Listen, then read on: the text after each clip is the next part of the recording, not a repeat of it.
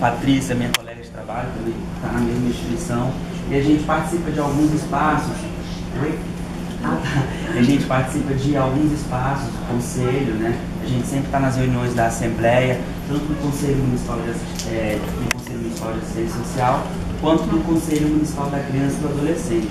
Atualmente, estou fazendo parte de uma comissão, de um grupo de trabalho, que está elaborando diretrizes para o chamado apoio socioeducativo e meio aberto, né? Que é com base no inciso 2º do Estatuto da Criança e do Adolescente. E nesse grupo de trabalho, a gente basicamente está discutindo o quê? O trabalho que é realizado no serviço de convivência e fortalecimento de vínculos, porque é a mesma coisa. O que acontece é que, na verdade, não existe uma orientação técnica, como já foi construída, na realidade. As secretarias são todas divididas por partidos, né? Então, assim, hora ou outra tem o que acontece. Às vezes, assim, a gestão, ela cria ali, ela está ali com a sua equipe, numa dificuldade de montar uma equipe que de fato seja comprometida, né, com umas orientações, enfim, que vão estar fazendo um trabalho de qualidade. O que acontece? Eu falo isso porque eu também já fui cadastrador. Então, o que acontece? Nessa época que eu fui cadastrador, acho que tiveram 3 diretoras, coordenadoras diferentes no CRAS. Então é difícil, porque à medida que você ali fecha uma equipe, você monta uma equipe, sai, aí entra outras pessoas, você tem que dar conta de tudo de novo. Então, assim, eu acho que isso tem a ver também com o modelo de gestão da própria secretaria, e que a gente tem que, não sei, provocar de alguma forma como é que essa equipe ela vai fazer um trabalho continuado, se quando ela consegue de fato implementar esse trabalho, fazer o negócio andar, simplesmente eles vêm, desconstroem tudo. Como que você dá continuidade a isso? Aí tem uma atividade. Isso em relação aos profissionais contratados. Os profissionais também são concursados, vivem numa situação em que eles não conseguem fazer um atendimento de forma humanizada, porque hoje em dia você também tem outra realidade, a questão das metas, né? Diariamente chegam cobranças, metas e metas e metas e metas, e parece que você está ali, de fato você só está trabalhando com números, você não está trabalhando com pessoas, né? Então o trabalho fica um trabalho mecânico, né?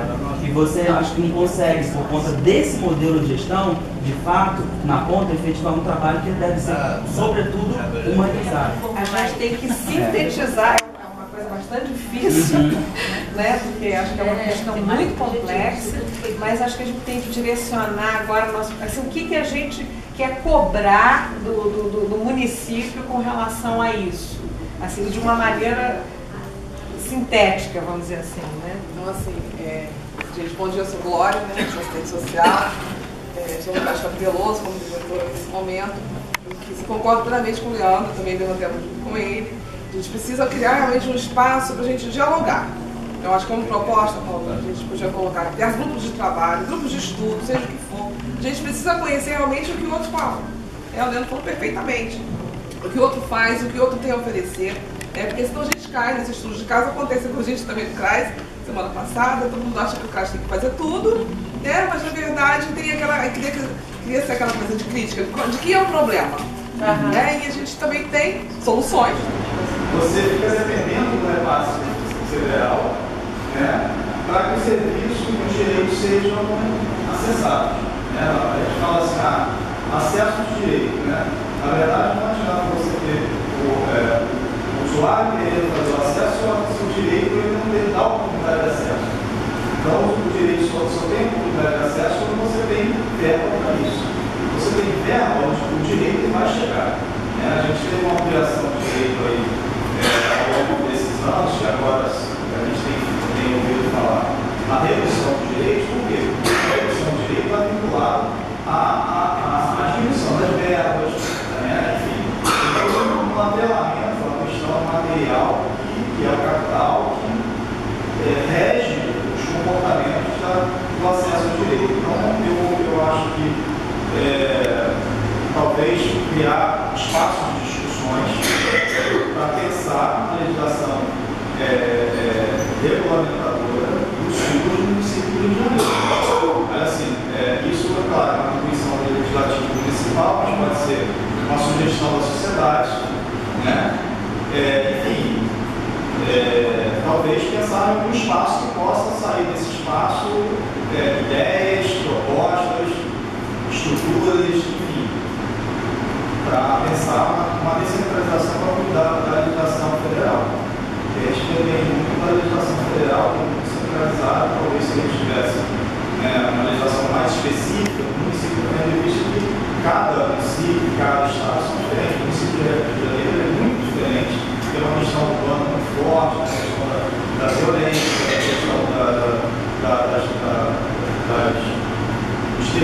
territórios que são mais complexos, outros menos complexos. E aí também, eu acho que a questão da territorialidade ela é vamos dizer assim, um norte para se pensar justamente essa questão da especificidade da legislação municipal. Você está falando quando a gente forma em copo, né? Não, eu sugeri que o copo primeiro e o copo fosse ampliado para os locais de maior incidência de população do município de Janeiro, tendo visto justamente o crescimento da população do município. Nós temos Seria uma proposta. eu participei, inclusive até mencionado que o centro de copo hoje, o Bárbara, né, para a situação de rua também. Então, assim, se a legislação ela coloca, tem que ter tantos centros de copo por conta de conjunto, um território que tem uma população tal, por que hoje a gente não tem funcionando, né? Porque a gente sabe, eu, por exemplo, trabalho no centro da cidade, eu sei qual é a realidade hoje, né? No centro da cidade, lá na questão da população em situação de rua. Então, é uma coisa que a gente sabe que precisa de um olhar, né, mais atento, mais especializado, e que as gestões não estão tendo esse compromisso. Não, a gente não está falando só daquela lei formatada, já falando das resoluções, já falando das normativas, né? Já falando de todos os instrumentos jurídicos que regulamentem de alguma forma aquilo que a gente quer alcançar. Mas a gente fica assim, não, mas é mais uma lei, né? Você tem várias leis. Eu acho que falta, o que a gente já falou, regulamentação. Então, assim, não pensar só na legislação, até mesmo na resolução, por exemplo. As comissões locais já fazem um trabalho super interessante, mas será que não falta alguma resolução para dizer assim, olha, esse é o parâmetro, né? Durante muitos anos a gente vem falando nas comissões locais, mas a gente ainda não regulamentou algumas atribuições mínimas que a gente tem que fazer, de repente é essa questão aí, né? Então, assim, a gente fica um pouco ampliado, né? E a gente não regulamenta aquilo que a gente faz, né? E aí acaba não parecendo, né? Pode? Já não vou conseguir nada. Eu não sei qual ponto poderia caber aí, mas assim, eu me lembro de uma vez de uma certa conferência. Vocês estão deixando o Estado na moleza, isso eu estou vendo. Isso Dá que eu um falo, acho aí cabe direito. Não, o Estado teve uma. Você não vai repetir, né? O Estado da essa vai. O que a gente não tem também é um termo de pactuação, né, entre os entes federativos. Né? A gente tem no Sul, você tem isso, você tem um termo de pactuação lá, que na legislação do SUS, fala o seguinte: se eu tenho um paciente do município tal, do estado tal, e vem para cá, você há a possibilidade de você manejar verba. Tudo bem, depois eu troco meu microchip. Esse paciente. Na assistência no Sul nós não temos isso. A nível federal, estadual e municipal. Então, assim, eu acho que é importante o próprio município talvez sugerir isso, tendo visto que o município de Janeiro ele converge, né, com outros municípios do estado e até do Brasil, e até mesmo fora do Brasil.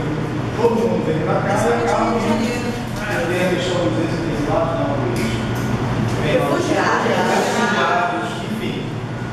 Nós temos esses atendimentos que são centralizados pelo município de Janeiro, mas não temos de impactação, ou seja, eu estou atendendo o usuário lá de Belfort Roxo, mas Belfort Roxo está recebendo verba do SUS.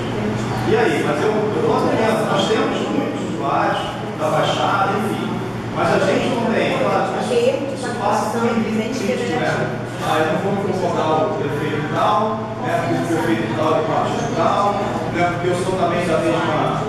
Enfim, mas isso tem que se transformar em legislação, e norma, na verdade, porque obriga os entes federativos, seja no município, seja entre intermunicípios, seja entre estados, a fazer o repasse de verba tendo em vista o atendimento cruzado dos usuários.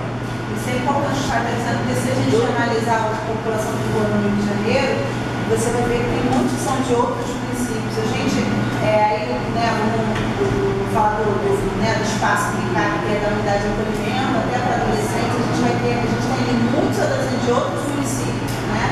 E às vezes não sempre, principalmente nós que somos da comarca da capital, que tem a primeira vara da infância, nós recebemos usuários de todos os municípios do estado do Rio de Janeiro, através do que a gente chama de precatório de venha, que é uma gentileza quando ele está em situação de risco em outros municípios, ele vem para cá, né? E aí acaba assim, além de não ter um cofinanciamento que esse Estado está, né, trazendo, a gente às vezes não tem nenhum suporte do acompanhamento socioassistencial para a garantia desse direito socioassistencial, dessa família, desse usuário lá dentro do território. Né? Se a gente não faz esse aporte, nem a justiça, nem o município de origem, é como se fosse assim, o filho está em risco, toma que o filho é teu e a gente tem que resolver tudo dentro do município do Rio de Janeiro, então fica com aquela falácia. Nós já tivemos meninos da Colômbia acolhidos no Raul Seixas. Então, assim, como é que fica essa pactuação de cofinanciamento? Porque isso custa dinheiro também. E aí você dá, né, disponibiliza a vaga do serviço para uma usuária que é de outros municípios, né, que é de outro país, é de outro estado e deixa de disponibilizar, como já aconteceu, de ter que deixar de disponibilizar muitas vagas na Central Carioca de meninos que são do nosso município. E como é que fica essa troca de gentileza dentro dessa perspectiva de financiamento? Eu acho que isso é importante também, né? A gente pensar, porque isso também é uma sobrecarga para o município do Rio de Janeiro, né? Assim, em termos financeiros, né? Também é uma sobrecarga. E aí, como é que cai essa questão, né? Como é que isso é feito, né? Só fica no âmbito da judicialização. Na realidade, assim, a suspensão disso. Eu acho que não adianta a gente falar de ampliação de algo que está suspenso. Né? Eu acho que a gente precisa falar assim, a defesa, né, e a garantia do orçamento, né, para a política de assistência social. Conforme previsão constitucional, já que eu acho que a palavra também está essa, assistência estadual. Assistência, cara, é tripé da Seguridade Social. É garantia de direito. Tripé da Seguridade da Saúde e assistência. Defesa e manutenção, é isso? Orçamento. Não, Defesa da garantia do financiamento, acho que seria isso. Defesa da garantia do financiamento de ações. Acho que de financiamento e para ações dos serviços, dos serviços de assistência social e direitos humanos. Com previstos constitucionalmente. Pronto. Nesse sentido. E aí a gente coloca a questão da lei também, a gente não está falando nada. Eu acho que a assistência previsto com previsão legal, de acordo conforme a Seguridade Social. Isso, Conforme, eu acho que é nesse sentido. que é a da assistência enquanto direito previsto na Seguridade Social. Exatamente. Defesa social do trabalho podem impactar nas ofertas e demandas de assistência social, na realidade de vida dos seus usuários e uma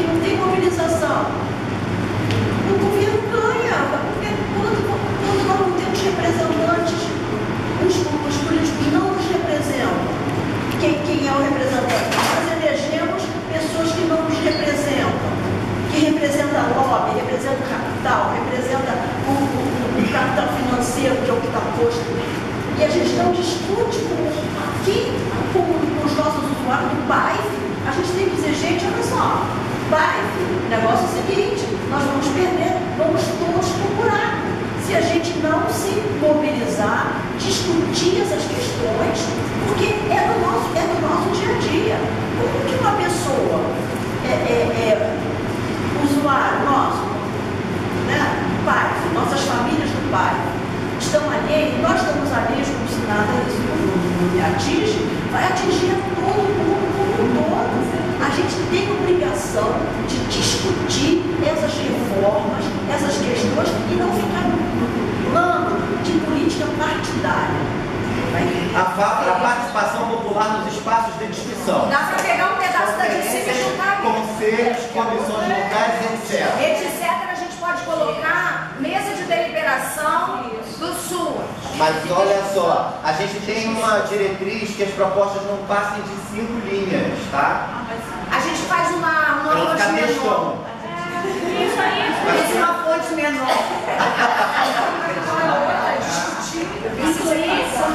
Incluir o texto garantido. Aí a galera aí do português também, por favor. A galera do português. Como é que é? Fomentar e garantir. Eu queria só acrescentar, que foi o que eu falei inicialmente, tudo vai se dar com a participação popular e dos trabalhadores. Até falei no resgate, que foram os conselhos inicialmente. Eu trabalhei muito com o Conselho da Saúde. Vamos lá, já gosto. Tá? Não, e a proposta é essa. É que se acrescente ali onde fala participação popular também dos trabalhadores do SUS. E isso vai para todas as esferas, entendeu? Garantir essa participação, esse controle nosso, tanto dos usuários como dos trabalhadores. Quando a gente fala em falta de condições de trabalho, a gente já tem esse espaço para falar também. Então, vê se contempla. Fomentar e garantir mecanismos de divulgação e incentivo à participação popular, entre parênteses, trabalhadores e usuários, principalmente, nos espaços de discussão. Contempla? Porque eu estou sentindo que a sua fala frisa a questão do trabalhador e do usuário. Será que a gente inserindo essas duas categorias entre parênteses, do que fala participação popular, entre parênteses, trabalhadores e usuários, marcando isso, atende ao que você está propondo? Tá, e aí, vamos lá, aí vamos ver a próxima fala, porque aí quem quiser se debater sobre isso, se inscreve. Fala. A próxima inscrição seria você, já contempla o que você falou, eu posso passar... Contempla, eu ia falar exatamente isso. Sim, tem alguém inscrito? Você parece que exclui quando coloca a participação popular. Né? Que ela existiu e existe, mas a Você propõe então trocar popular por social. sem parênteses, porque abrange toda a sociedade civil. Você propõe tirar o parênteses do trabalhadores e usuários? Sim, a participação social abrange todos, a todos. Tá, mas vamos. Então estamos defendendo teses aqui. Tem mais alguém inscrito depois dela? Qual você quer falar? Fala aí você. Trabalhadores e usuários. Social e política? Tá? Então vamos lá, vamos explicar aí, a gente está com o tempo. Eu quero que a gente pense sobre isso. Eu mandaria. Pessoal, vamos lá. Quem tiver, se você quiser, pode sentar perto dela para a gente sentar junto, para a gente não cruzar aqui as conversas. Mas vamos lá. Eu queria propor manter participação social e política. Tá. Participação social e política, entre parênteses, principalmente trabalhadores e usuários, não é só, é principalmente, porque eu acho que tem um grupo ali, não sei se ela está sendo porta-voz de um grupo, mas ela está trazendo uma questão de marcar trabalhadores e usuários. Eu acho que às vezes a gente vê a palavra, por mais que ela implique, dentro do seu sentido mais amplo, esteja previsto trabalhadores e usuários, quando você coloca trabalhadores e usuários, isso dá um certo destaque. Essa é a minha fala. Então eu manteria, mesmo dentro de parênteses, para exemplificar o que está se falando de participação social e política. Eu estou me inscrevendo aqui. Eu acho que porque quando você fala de participação social e política, vê se o que você acha disso. Você que está trazendo essa mensagem, eu quero também envolver vocês nisso. Quando você fala de participação social e política e não especifica principalmente alguma coisa, você também pressupõe que na participação social e política estão os gestores e os políticos e quem está nos cargos de gestão. Não. Sim, mas na gestão. Sim, eles não estão excluídos, mas o que o pessoal está querendo demarcar é uma importância, uma relevância dos trabalhadores usuários. Gestor que está. Mas a gente sabe que tem gestor que não faz isso. Então, né? A gente sabe que tem gestor que não faz isso. Tem ator que está discutindo isso numa pré-conferência, porque isso não acontece. Então, se colocar participação social e política sem especificar o que se quer dizer para além disso, dentro disso, a gente pode deixar a coisa diluída. Desculpa, é ela escrita? Sou eu primeiro. Tá, desculpa, Sônia. Vamos lá, gente. Quem quiser falar, se inscreve. Só para poder contribuir com a fala do André, porque assim, eu tenho visto, eu ouvi, né, vários trabalhadores aqui dos CRAs, e isso geralmente não tem muita. Nas outras conferências eu não tenho visto dessa forma. Aqui eu vi vários educadores, então assim, se a gente deixar isso firme, por acaso, acho que CRAs... CREAS. Temos só 5 minutos, então, assim, vamos lá, gente. só para poder confirmar o que você está dizendo, de colocar esse parêntese aí, porque assim, nem todos os trabalhadores, principalmente dos CRAs e CREAS, eles têm essa possibilidade de estar aqui. Então, assim, a partir do momento que isso você está, né, informando, os usuários, claro, eles têm batendo. Então, eu acho importante que permaneça, Vânia. Tá. Eu estudo controle social, tá? Sim. Mas na área da saúde, quando eu vim para assistir, foi muito estranho. Traz aí, a questão da reprodutividade na assistência, porque sempre são os gestores que participam. Aí eu estou ouvindo aqui a fala de vocês. Sim. E vocês falam de representação dos trabalhadores e dos usuários. Então, o que falta é um desenho de uma nova representação dos gestores, usuários e trabalhadores. E aí, porque você vai contemplar essa discussão no controle social, porque eu vou falar dessa questão hoje, quem participa são os gestores. Reordenar de forma a ampliar o número de equipamentos de execução da política de assistência social no âmbito da proteção social básica e especial, de acordo com o estudo realizado pela SMDS da gestão 2012-2016, levando em consideração as complexidades e características de cada território. Tá? Dentre outros assuntos que a gente discutiu, esse a gente elencou como prioritário, né, que é onde está o ponto de estrangulamento dos municípios. Principalmente da Zona Norte, né, e Zona Sul, que é o que foi citado aqui. Realização de concurso público visando o aumento do número de profissionais do SUAS, da proteção social básica e especial, para além da equipe mínima prevista na norma RH. A gente discutiu muito isso, né, que a equipe mínima estabelecida pela norma RH, ela não é suficiente, e isso já foi questionado até em conferências anteriores, né, já se tirou essa proposta de ampliar essa equipe mínima na norma RH.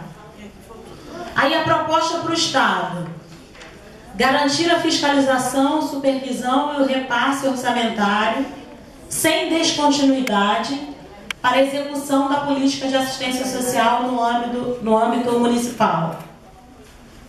E a última, que também é só uma, né, para o federal, é ampliar o orçamento do SUAS com vistas a aumentar o número de equipamentos de proteção social básica e especial, programas socioassistenciais, além da equipe mínima estabelecida pela norma RH, por meio de concurso público, de acordo com as deliberações de conferências anteriores. A gente está citando isso para resgatar, né? Isso não é uma coisa de agora. Falta implementar, são coisas que já vinham sendo discutidas, né, em conferências anteriores. Nosso eixo é o eixo 4, que fala sobre a legislação como instrumento para uma gestão de compromissos e corresponsabilidade dos entes federativos para a garantia dos direitos socioassistenciais. Os itens que nós escolhemos foram os que estão em negrito, tá? Então a gente deixou ali todas as propostas, mas o que foi eleito, né, pela equipe lá, né, de trabalho são os itens em negrito, tá? Que são os que nós estaremos lendo. Criação de um núcleo de monitoramento para subsidiar os trabalhadores do SUAS, visando a garantia da socialização das informações acerca da legislação e suas atualizações. E o item 3, né, regulamentação da profissão de educador, orientador social e garantia de concurso público para os profissionais do SUAS, respeitando os direitos previstos na legislação vigente. Sobe um pouquinho, quem tá no... Você mesmo. Eu, gente, ai meu Deus. Ai, meu pai. Tô pensando que eu tinha um ajudante aqui.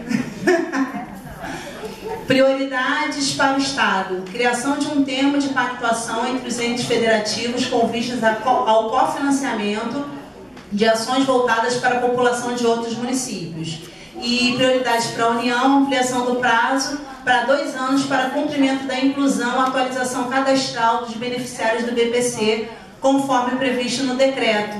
Isso foi uma coisa muito debatida, porque assim, a galera ali do CRAS reclamou muito, porque o prazo é muito curto, e se a gente quer fortalecer o SUAS, né, e garantir os direitos socioassistenciais, nós temos que ampliar esse prazo. Ele trouxe uma situação que eu não poderia deixar, né, de sinalizar aqui diante da plenária, até porque fala sobre a importância do princípio da dignidade da pessoa humana. Né? Nós estávamos discutindo sobre a questão dos usuários de outros municípios, e seu Faustino, né, colocou, né, a posição que ele teve, né, no atendimento, que infelizmente foi um atendimento, né, infeliz que ele teve, mas que ele entendeu ali que foi desrespeitado. Eu disse para ele que aquilo, né, enquanto profissional do SUAS, né, eu pedi desculpa para ele, né, em nome dos profissionais do SUAS, e dizia para ele que ele tem que realmente, né, pensar no princípio da dignidade da pessoa humana. E ele falou, não, mas eu fui, requeri os meus direitos, e ele queria falar sobre isso, sobre a importância de respeitar os usuários no atendimento, né, sermos éticos na hora do respeito do trabalho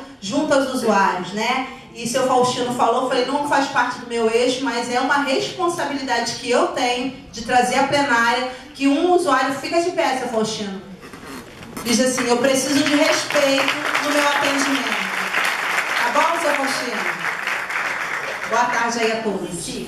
Promover o conhecimento da visibilidade da Política Nacional de Assistência Social enquanto direito, através de ações descentralizadas que promovam a intersetorialidade, visando fortalecer a política existente e incentivar a participação social.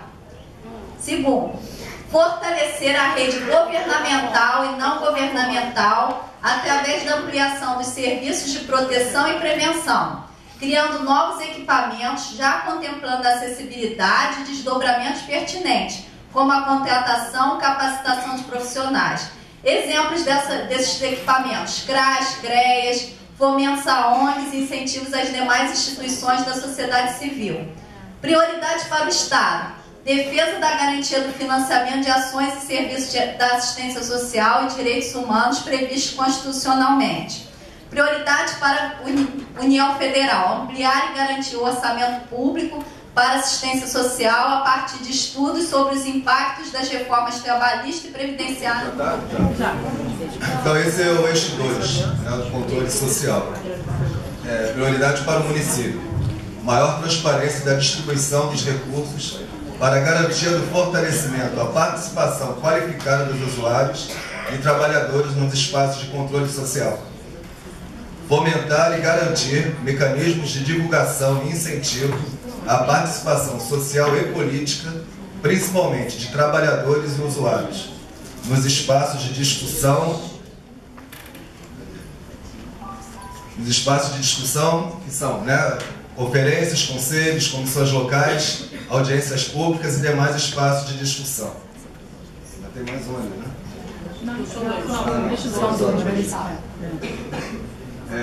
Prioridades para o Estado: viabilizar e garantir a representação paritária dos gestores, trabalhadores e usuários nos espaços de formulação, execução e avaliação da política de assistência social em todos os níveis dos entes federativos. E agora a prioridade federal. Nada, Marta. Agora o federal: fomentar maior transparência da distribuição dos recursos para a garantia do fortalecimento à participação qualificada dos usuários e trabalhadores nos espaços de controle social, bem como nos espaços de execução da Política Nacional de Assistência Social. Foi? Obrigada, Marta. Atualmente trabalho no Conselho Municipal de Assistência. Né? Esse é o momento que nós vamos começar agora, de extrema importância, né, da pré-conferência, depois das propostas que nós tiramos, que eu acho que é o momento que é mais importante, né, o que a gente deseja para o nosso município, para o nosso território. E o segundo momento mais importante é quem serão os nossos representantes, quem vai defender as nossas propostas na conferência municipal, que poderá se candidatar para a conferência estadual e posteriormente para a nacional, que acontece em dezembro em Brasília. Né? Então, assim, o Conselho Nacional de Assistência, ele nos orienta, né? Tem uma normatização de como se dá a tirada de delegados para esse momento, né? Nesse momento. Então, qual é a orientação do Conselho? Dentro da sociedade civil, nós temos 3 segmentos, né? O segmento de usuários dos serviços, de trabalhadores do SUAS e de entidades socioassistenciais. Né? Quem são os representantes das entidades socioassistenciais? São os gestores dessas entidades. Então, são os coordenadores, diretores, presidentes, são aqueles que têm um cargo de gestão lá dentro. Né? Os usuários são os usuários de todos os serviços do Sistema Único de Assistência. CRAS, CREAS, que estão inscritos no CAD Único, que são usuários de centros de acolhimento. E os trabalhadores, né, que muitas vezes as pessoas fazem uma confusão, têm dificuldade de entender, os trabalhadores do SUAS são todos aqueles que atuam nos equipamentos socioassistenciais, sejam eles públicos ou privados, desde que não tenham cargo de gestão. Né? Então, os educadores sociais, pedagogos, psicólogos, são todos os trabalhadores do SUAS, de todas as categorias profissionais. Tá ok? E os gestores, né, do serviço público, né, a parte da gestão, a gestão encaminha, a gestão vai sugerir, vai orientar. Se candidata na vaga de representante de entidades, e são as entidades que vão votar. O próprio segmento vota nos seus representantes. E os trabalhadores? Todos aqueles que trabalhem no SUAS, seja no serviço público ou privado, e quem vai votar neles? Os trabalhadores. Os gestores da política pública também não votarão. Né? Então, quem tem um cargo de gestão, seja na entidade ou na gestão pública, não vota. São os trabalhadores que votam em trabalhadores.